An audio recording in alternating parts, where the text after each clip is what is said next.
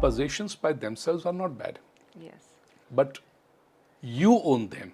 They don't Own you. own you.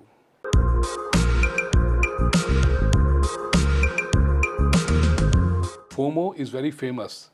Long back I had coined two words. JOMO, joy of missing out. And KOMO, courage of missing out. Oh God.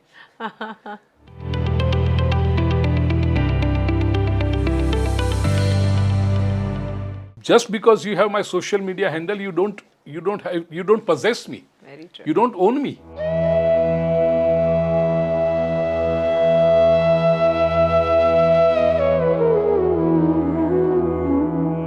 As Vedanta says, that Jivatma is no different than Paramatma. An individual soul is not different than the universal soul.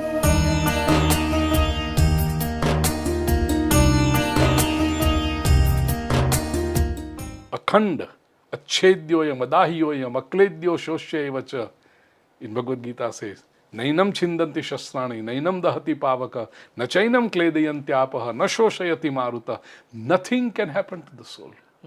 And once this is your realization, you are so strong within.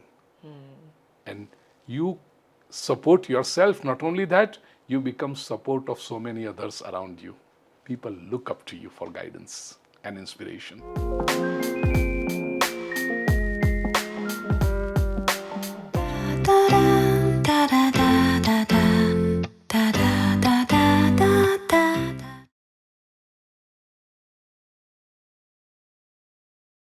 Jai Hind. Welcome to Bharat. Welcome to the youngest country in the world, where more than 54% of the population is less than 25 years of age. Welcome to the 7th largest country in the world, the largest democracy in the world with more than 1.4 billion people. The need of the hour today, ladies and gentlemen, is to have a good citizen who understands the deep-rooted culture and traditions of the country. And we need good spiritual guides, mentors and teachers to teach the country and lead them into a glorious future. Hello, I am Meenamma. I'm a storyteller and a trainer, and I wish to share my chats with inspirational Indians around me on varied topics of global interest with the hope that my audience may design a better life for themselves from my episodes. Each talk I plan is an inward journey, Andar Ki Baat. Come travel with me today to meet an extraordinary brother, an extraordinary Indian, a great human being. Do watch this episode till the end and to subscribe to Meet Meenamma on YouTube, Instagram and other handles. Welcome today, where we have the honor of introducing a truly inspiring figure, a revered person, Pujyashree Bhupendra Pandya, an internationally renowned motivational speaker. Bhupendraji blends spirituality with the practical life management, drawing from his solid academic background in science and management. With a unique ability to convey profound messages from the ancient scriptures in a modern, relatable way, he empowers individuals to take control of their lives and steers them towards a more spiritual and a positive direction. Pujyashree Bhupendra Pandyaji is on a mission to help everyone, regardless of their background or their beliefs, uncover their hidden potential and leading fulfilling lives. His work emphasizes personal development and the cultivation of universal human values, particularly amongst the youth. His engaging and direct approach has resonated across the globe with youth seminars held in 5 continents, various countries, addressing seekers of various nationalities, regardless of anything, challenging modern concepts like anger, stress, and the importance of building strong relationships. Known as the cyber saint, Bhupendraji connects the younger generation through social media and online platforms, making spirituality accessible to all. His captivating discourses on revered texts like the Bhagavad Gita, Srimad Bhagavat, the Ramayana, Shiv Puran, Dev Bhagavad, etc., Devi Bhagavad, etc., enriches. Also, with his humor and contemporary insights, it leaves us a lasting impression to every listener of his. Not much to say, but too much to learn. Join us as we delve into the world of Pujyashree Bhupendra Pandya and explore the wisdom he has to share. Stay tuned and listen. Namaskar, Shri Ram, Shri Krishna, and wonderful to see you, sir, in my studio. Same here, Meenakshi ji. Yes.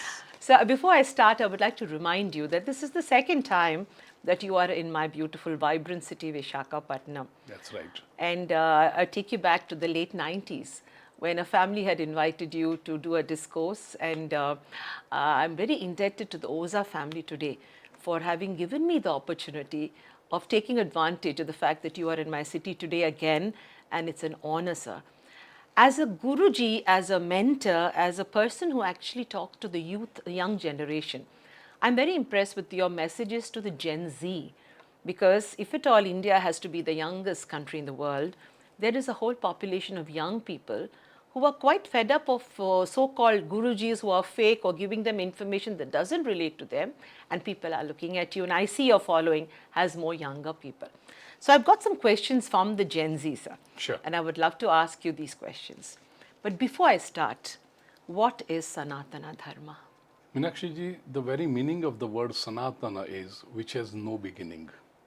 So this is the way of life. What is Dharma? Definition of Dharma as given in our ancient anthologies is way of life. Dharana dharma mityahu dharmo dharayate praja. When you are dealing with a large number of people, big society, there has to be an order in the society. And for that purpose, you have to have some rules. This set of rules, which will establish peace in the society, is called dharma. Dharana dharma mityahu. But then one can say that this is a civic sense. Even the civic society has these rules and all. No, dharma is above that too. Definition of dharma in Mahabharata as put forth by sage Vyas is yato abhyudaya nishreyasa siddhesa dharmaha. That by which a person becomes happy, contented in this life, all his needs are satisfied, and his life after the death, because we believe in the eternity of soul. Yes. So we are not planning for just a few years. We are not planning for an evening. We are not planning for an event, orderly event. We are planning for the entire journey of the soul. And that is called dharma. So this is the system developed with the advent of human being, Homo sapiens, on this planet Earth. Because there were no sects, there were no different schools of thought at that time. And as the man got evolved, they formulated some ideas which is called, as collectively called, Sanatana Dharma. To put it for my very beloved Gen Z, it is a time-tested wisdom which you put into practice, you will never go wrong. Yes, sir, that's true. Because life is not that long to have this trial and error methods and reinvent wheel every moment. Very true. You started reciting shlokas at the age of 2. That's right. And then you went on to read the Bhagavad Gita in a discourse at the age of 14. So our listeners are wondering, oh my God, is this something that you're born with? And you're a child prodigy. But the question I would like to ask you is, how can ancient karma principles guide ethical decisions in today's AI-driven world where algorithms influence fate?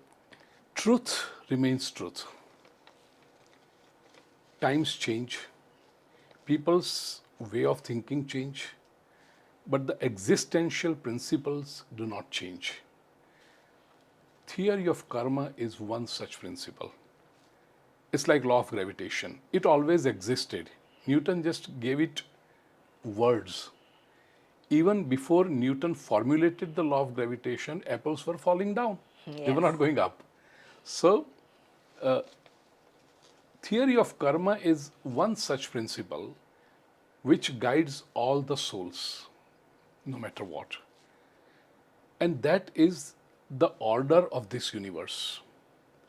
Whatever you do will come back to you. At the same time, you have total freedom of doing it. I always put this theory as Meenakshi ji. The moment an individual soul decides to have an independent existence from the Supreme Soul, it is given two freedoms. Freedom of will, you can think whatever you want, and other is freedom of action, you can do whatever you want. There are guiding principles, but you are free to not follow it. Correct. You have a choice You at have every choice. stage. So this freedom of will and freedom of action, that gives meaning to your independent existence. Yes. You are not puppets that someone else is pulling the string and you are dancing. If you were puppet, whatever you do is not your thing and you are not responsible for it because somebody else pulled the string and you did it. So all the actions, beginning from the decision, beginning from the desire, it's your doing to the completion of action. And now, if I am the decider, if I am the decision maker, if I am the doer, then obviously I am responsible for whatever I have done. This basic principle is called the theory of karma. Now, it's not necessary that every time I do an action and the result comes right away, because it also needs time. So, it beautifully blends with the concept of eternity of soul. True. That sometimes karma may have been done in long past or distant past. It catches up with you. It catches up with you, and you have to be prepared. You have to own it. So is there an algorithm for life then, for all our actions? There is. Initially, people may find it confusing, but when you meditate, when your soul is evolved, and when you have deep faith in the Supreme Being, then suddenly everything becomes so clear. It's like full moon coming up. You are going in the dark forest. Initially, you feel that you can't see anything. You are lost. But when the light of moon comes and everything becomes clear, that is how the theory of karma becomes clear to this enlightened soul. So we just have to watch and wait for the time to be right. That's for right. us, for the algorithm to work for us. That is called faith, Shraddha. Wonderful. Sadhyate anayasa Shraddha, the capacity to hold the truth. Very good, sir. Beautiful. So there's a question. In an era of global anxiety and climate crisis, we see, things are changing on us.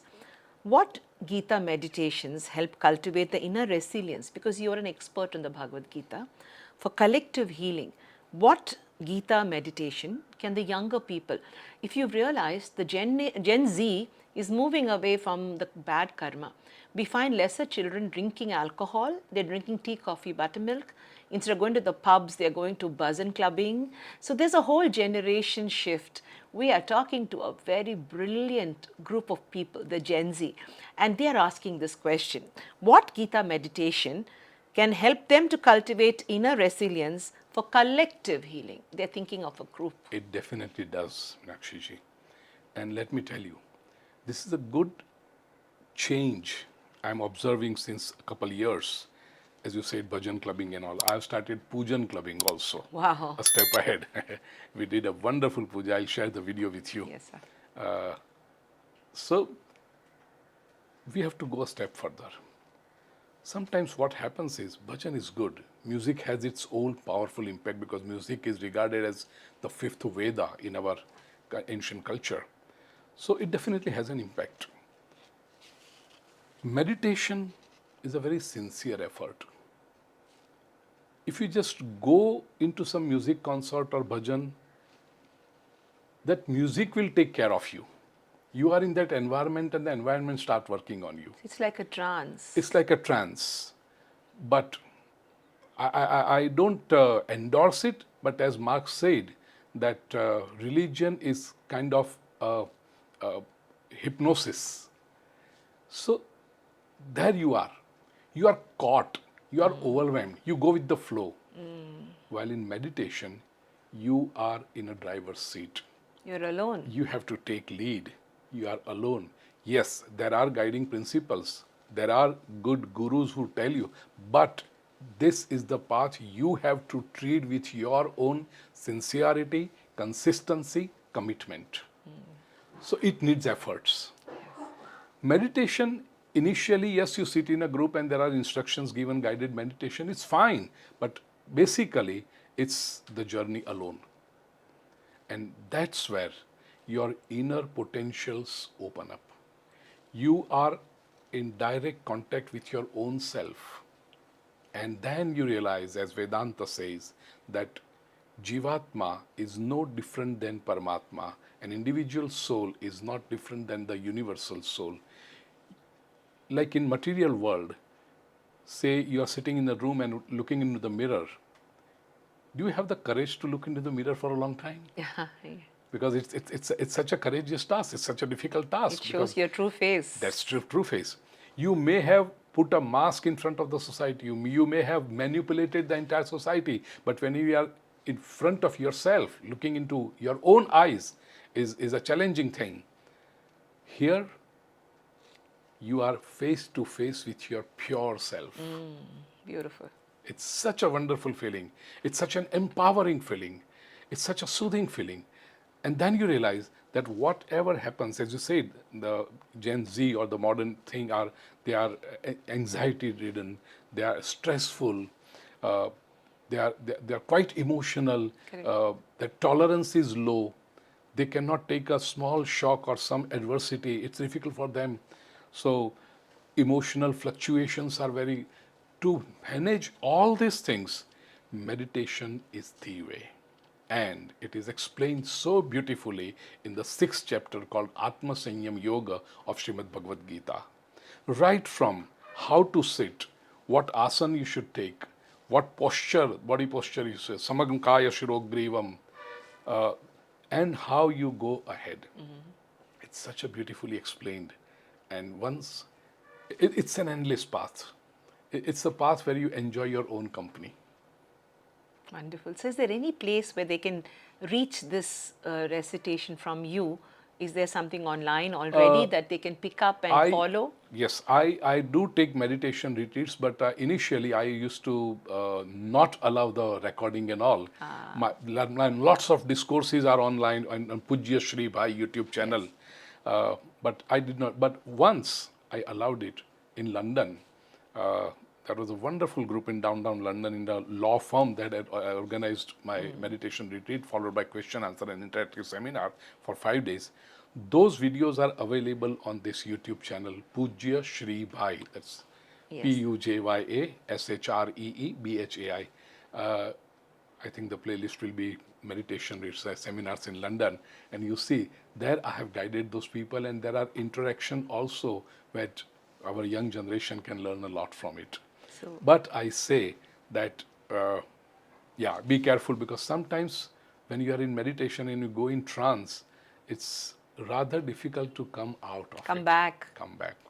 So you need an efficient, a selfless, a wise, enlightened guide to be with you. Because nowadays, I don't want to name anybody, but meditation has become such a marketable product. Yes, sir. It's such a sellable product that every third person is starting selling meditation. You have to be cautious there. Yes, sir. That's true. So you're saying that it's not about a tribe. Even in the tribe, you can be yourself and you can seek your path with a good mentor, a good guru, a good vibe that is coming from a pure source. I think there was a song in the movie, Akele mein mela or mele mein akela. Am I right? मेले में भी अकेले हो सकते हैं हम. That's right. So usually what happens when you are alone, but there is a mela, there is a whole group, and so it's such a chaos inside. Yeah. From there, through meditation, you can traverse this path of mele mein akela. In spite of being amongst all the hustle bustle of life, you still are on your own safe, contented, peaceful, blissful island. And that can be achieved through meditation. So you're a very well qualified academician, and then you work for the bank. So you actually have a very real life experience. You have seen the entire path, and that's what brings the confidence of speaking to you, because you are like us. You're the boy next door who has seen it all, who's coming back with real life to us. So the Gen Z finds you very palpable, very, we can trust you. As you said, Cyber Guru, young generation in Canada gave me the name Cyber Saint and Cool Guru. Cool Guru, yes. That's COOL Guru, Cool Guru.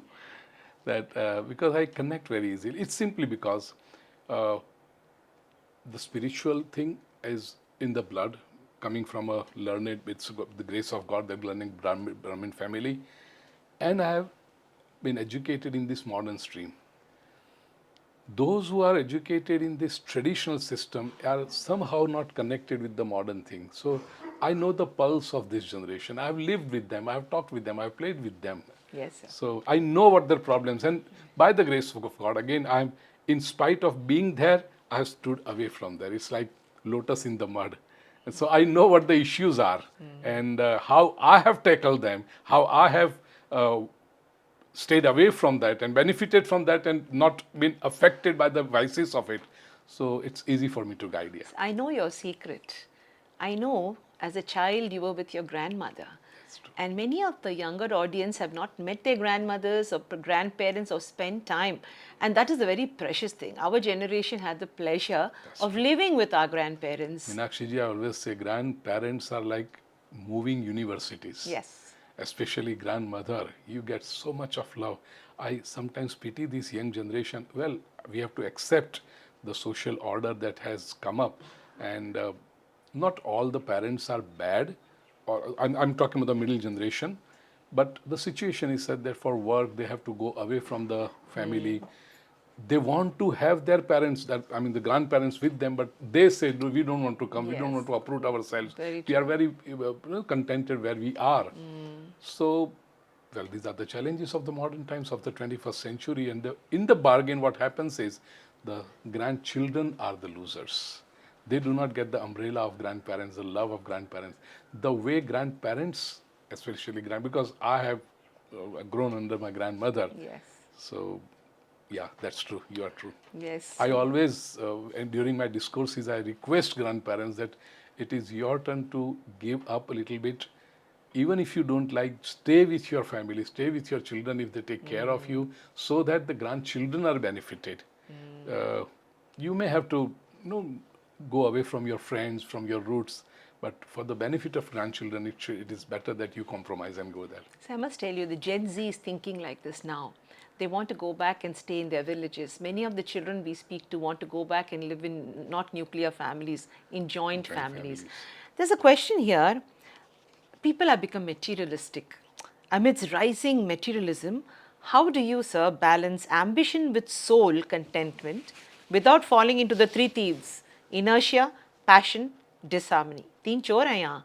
Inertia, passion, disharmony. So in today's, you want everything. We want to have this and that. So how do we not fall into these three chores who come and take things away? There are two culprits for this, so that people fall into company of this two chore. A, they do not have the right thing in front of them. There's a beautiful verse in Srimad Bhagavad that if you know that there is a pure jewel, there's a precious jewel, and you are entitled to it, the moment you know that the pure jewel is yours, you will not be attracted towards pieces of glass. Correct. Till you are not aware of the jewel, you may be attracted to the pieces of glass. So, and second thing, when you do not have that inner compass, what you want in life, what is your goal, you will be driven by people around. So most of these material attractions is because this passion called for material, designer clothes, latest. Yes. क्या चल रहा है? 17 number चल रहा है अभी? Number 17. So latest gadgets and all. Yes. It's just because there is an inner void, and you want to show the world that you are arrived, you are something with these external possessions. Possessions by themselves are not bad, Yes. but you own them. They don't Own you. own you. So when you show off with your FOMO on your Instagram account, Correct. a life that is not you and a fake life, That's right. you're actually changing the trajectory of your spirituality. Correct. What role does recognizing unique soul energies play in fostering empathy across divided societies today? Today, everything is divided, rich, poor, Hindu, Muslim, everything is different. There is always a compartment, binary system. So the question asked is, what role does recognizing that you are a unique soul, what does this play in fostering empathy in this kind of a situation? All these differences, Meenakshi ji, are external. Color of skin, nationality, language, choices. But once we begin our journey inwards, everything is same. So, once we are connected through this spiritual bond, that the soul is the same. Let me tell you, according to the Advaita Vedanta, the theory that I believe in, Advaita, non-dualism. See the beauty. Then they should have said one. It's not one. It appears different. Yes. So you cannot say one. It appears different. It appears dualistic. But it is not. But it is not. So Advaita, non-duality. That is the Siddha. The inward journey begins. The soul is one. We may have met for the first time today, Yes. physically, body, but the soul is one. Correct. I cannot say that my soul and your soul is different. The soul is the same. Everybody here, the soul is the same. Everybody, entire universe. Ab brahmastamba pariyantam. From the blade of the grass or from the ant to an elephant, the soul is the same. Like in Western world, they say, if you kill smaller animals, there is a smaller sin, and if you kill bigger animals, no. Yeah. The sin is the same. You're damaging the same soul. You're inflicting pain on the same soul. So the soul is one. Now, once I know that my soul and your soul is the same, this is the spiritual development. What happens? We are no different. Yes. We are the same. And how is this seen? If you have noticed, and I'm sure you have noticed, the moment I entered here, as I said, we met for the first time. But in this less than 15 to 20 minutes, do we feel that we have met for the first time? No. We feel that, oh, we know for each other Yes. since ages. Very true. This is the mark of spiritual development. A person who's aware of the spiritual growth inside, he connects directly to the soul. And this is what Gen Z needs today, the connection. What has happened that in order to be connected through social media platforms, virtually they are connected with the world, but factually they are broken up within themselves. So they're not even connected with themselves. So how do they connect with another human being or a soul or another spirit? Through this awareness. Yes, sir. Through this awareness. And once they are connected, first of all, they will gather themselves. Because this broken up, this fragmentation is imagination. Soul cannot break up. Soul is one. Akhanda, achedyoyam, adahyoyam, akledyo shoshyevacha. In Bhagavad Gita says, Nainam chindanti shastrani, nainam dahati pavaka, nachainam kledayantyapah, na shoshayati maruta. Nothing can happen to the soul. And once this is your realization, you are so strong within. And you support yourself. Not only that, you become support of so many others around you. People look up to you for guidance and inspiration. Guruji, at this moment, I want you to tell them just 2-3 things that they can do right away. If they can do those things, maybe they can start connecting with that soul which they have lost. I always tell my young friends, start studying Bhagavad Gita. Because you have to get enriched from within with wisdom. I don't use the word information or knowledge, with wisdom. And this deep wisdom will come through Bhagavad Gita. One verse a day. Bhagavad Gita has 700 verses.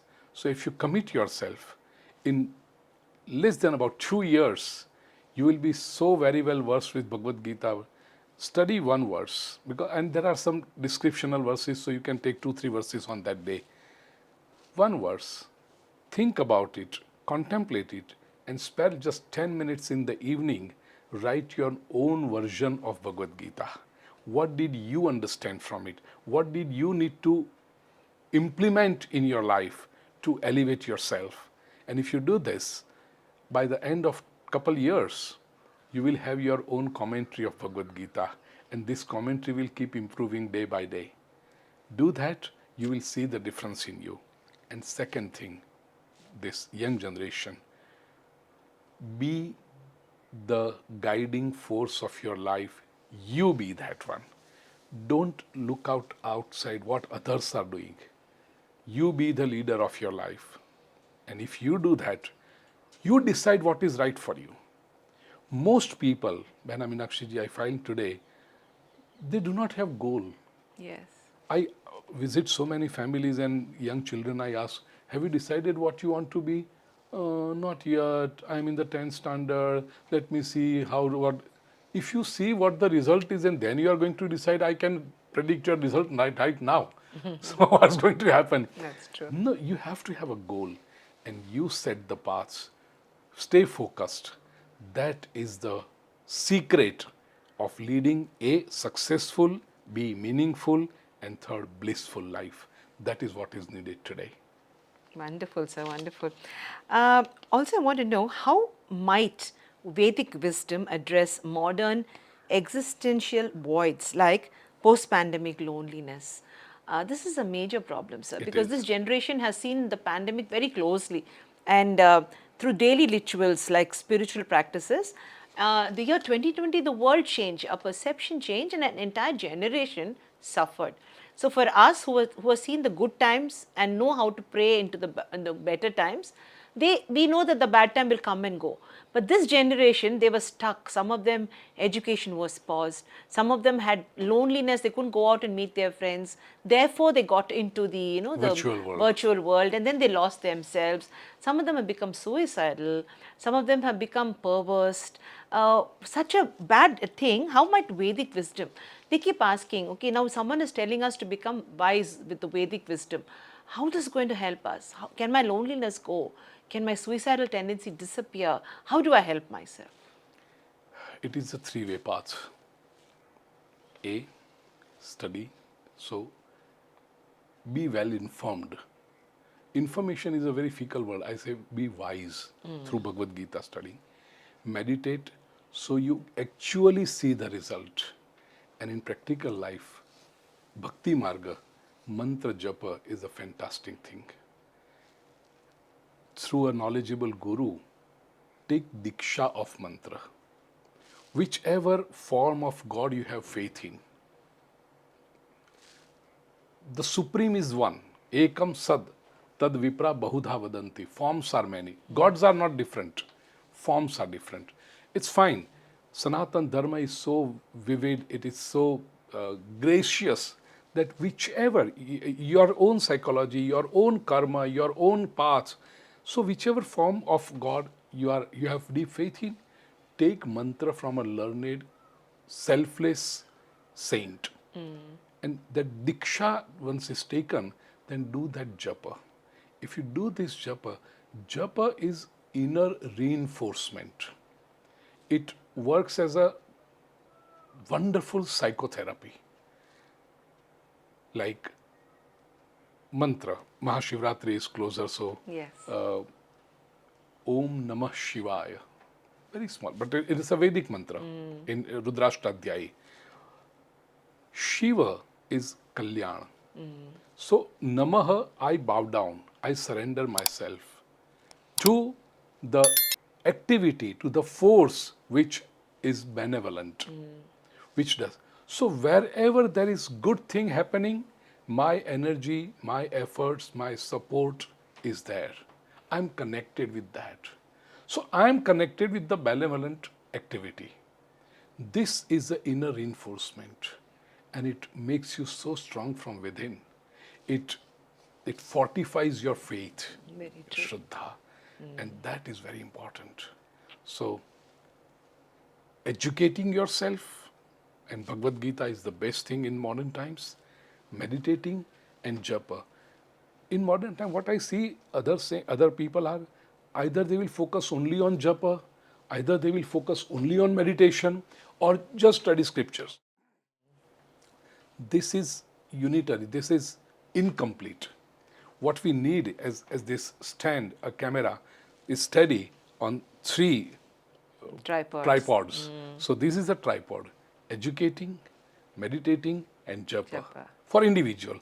And then if I were to add the fourth factor is sharing, that is seva.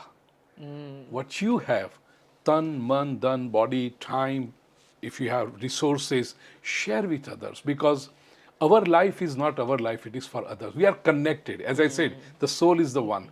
So automatically this feeling will come that I want to share. And there is so much joy in sharing. Very true, Guruji. It makes life complete. I don't have too much time with you. I know you have a lot of your bhaktas waiting. But as Gen Z navigates social media validation, they want the social media friend to say that, yes, thumbs up. And FOMO, my God, I was not there. How can Bhagavad stories reframe self-worth beyond like and trend? They want everybody, somebody has to tell them. Meenakshi ji, when a person is void, is empty from within, they need all these things. In my discourses on a humorous tone, I say, when we were young, showing a thumb was an insult. It was. Yes, it was a We bad used to thing. feel bad when someone showed us the thumb. Look, I Thenga. have new pen. Yeah, thenga. So we will in depression for about for the entire day or for the entire week. He has got a new pen and I haven't. He showed me thenga. See how the perception changes. And now if somebody doesn't show you thenga, you are depressed. Very true. And what is happening in this is people are losing life, people are losing moments, people are losing relationships. On a Saturday evening, the family has gone for a dinner in a wonderful, restaurant. When the dish comes, the first thing they do is click a picture, upload it on the social media, and while eating every 3 minutes, how many thengas have come? Very true. Come on, buddy, enjoy your dinner. Yes. Have a chat with your family members. Yes. The moment is lost. The moment is lost, the joy is lost, Yes. and they don't even realize. They are craving for joy. They think that this is the joyful thing, and in doing so, they are missing the joy. Yes. Very true. So they have to realize, learn to live in present, learn to face the realities of life, good, bad, ugly, anything, but learn to accept the life as it comes, and that will. You are not missing. FOMO is very famous. Long back, I had coined 2 words. JOMO, joy of missing out. And KOMO, courage of missing out. Oh, God. You should enjoy it. Like my phone is switched off. Yes. You're present in this moment. Yes, I want to enjoy this moment with you. I don't want to check my phone every moment. And if somebody says, oh, this was uploaded, you didn't see? No, I didn't see. I was busy with something more important. So this checking the thumbs or thengas is not my priority in life. I will do it at my leisure. Courage of missing out. And finally, joy of missing out. It feels so good that, oh, Guruji is so busy. He's so busy, you cannot disturb him. You cannot disturb him. Yes, you cannot disturb me. I'm not available. I'm not giving you permission to disturb me. That's what right. It means. That's right. Just because you have my social media handle, you don't possess me. Very true. You don't own me. And yes, if there is a real reason, I'm available in the middle of the night. But not for these fecal things. Very true. That's where, as I said, you be in the driver's seat. And once you start enjoying these things, I tell my young generation, it's such a beautiful feeling, because then you are the masters of your life, and that's what this Gen Z wants to become. Very true. Only the media is different. That's going on a wrong path. Their openings are wrong. Purpose is good. And once they know the right paths, they will definitely enjoy what they want to be. I also realized the minute you stop hankering for those thumbs, people come to you and give you that. When you don't want something, you will get it. Obviously. And that is the bottom of love. My last question, yes, sir. okay. Live in, hook up, having multiple sexual partners in this culture and this gig economy, what spiritual tools from your discourses can help young friends building lasting purpose relationship, especially in marriages? Meenakshi ji, ultimately everything boils down to finding peace and happiness in life. When the path is not right and you are not aware of your self-worth, all these are animal instincts. I don't want to label them as bad. They are not. Who am I or who are we to label anything? But they are not definitely evolved. It is an animal instinct. Lack of loyalty. Yes. Looking for joy in a flimsy things. So, well, it is a craving. As one needs to drink water, as one feels hungry, as one needs to sleep. This is a demand of your body. But, like if you are hungry, do you want to eat anything that comes your way? You can't. Or you want to be choosy about it? Your healthy stuff, your nourishing stuff, your tasty stuff. You have a standard. Similarly, in relationships, do you want to just go with anybody that comes your way? And you want to just satisfy your temporary overflow of emotions? No, you want to be choosy. And all this will come if you are aware of your self-worth. Yes, sir. A king's son, a prince, will not stop at any chaiwala on the road to have a cup of tea. He knows that where do I belong to? Where can I go? Similarly, if you realize that if you are the precious son of the Supreme Being as an individual soul, how can you settle with such flimsy things? Amazing, amazing. Know your self-worth and everything else will be clear on its own way. Thank you so much, sir, for coming here. Guruji, my dear brother, you have given so much of happiness to me, to everybody around and all our listeners. And I'm sure that, people want someone like you to actually come into their life. So for all the young people out there, for those who are watching, remember, your life comes with an expiry date. And we are lucky to be born on this beautiful planet. We are creations of God. Let us love ourselves first and most, and then go on to loving everything around. Because as Guruji says, it's a temporary, transient world. The only thing permanent is our connection with the universal soul which never dies. So for all those who are watching, if you like this episode, do subscribe to Meet Meenamma and press the bell icon, share this beautiful episode, and links of Guruji's work will be given in this episode. Follow him for the right reasons, because in a world where there are so many wrong people talking the wrong things, the world of fake gurus are a different thing. Here is the original. God bless you. Jai Krishna. And remember, life is one. Live it king size. Dear friends, it was a wonderful evening. A few moments spent with dear Meenakshi ji. And if you want to have more and more of this, meet Meenamma. Subscribe this channel and spread the word. Share it with your friends so that you get such wonderful things, wisdom and practical approach toward life more and more.